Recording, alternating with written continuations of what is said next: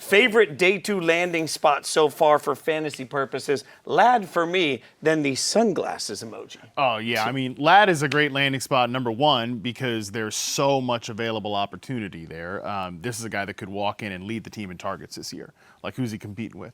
Josh Palmer is a solid player. Quentin Johnson obviously didn't get it done last year in his rookie season. He could lead the team in targets this year.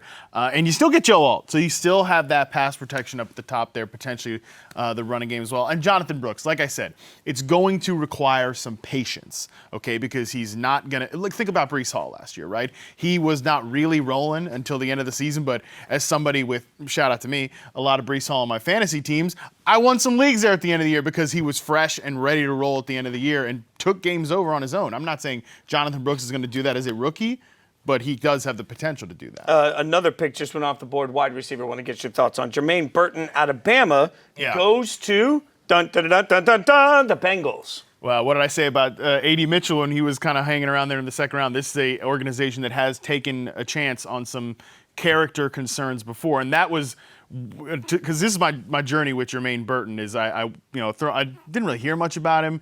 I threw on the film to chart the routes and stuff like that, and I come away from it like, this guy's really good. I mean, they didn't really have a consistent passing game at Alabama last year. They're going through, obviously, quarterback transition with Bryce Young leaving.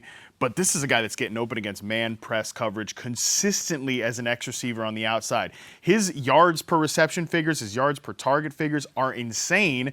And the production's not there on paper. But again, I think a lot of that comes back to just the offensive environment.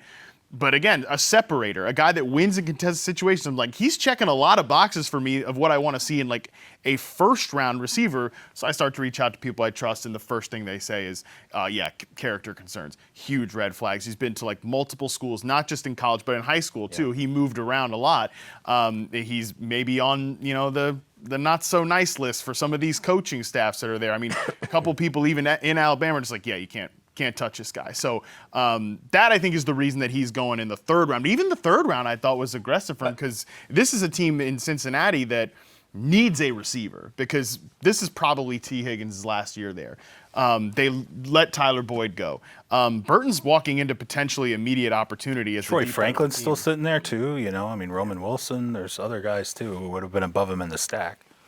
But I think Burton is a better talent than both. That's fine. Okay. I think Burton's a better talent. It's just that they obviously didn't come together from a production standpoint last year because of, like I said, I think the offense, right, like Bo Nix at Oregon versus what's going on at Alabama last year. And then, for Roman Wilson, again, big program, first-round quarterback, and it's just the stuff off the field.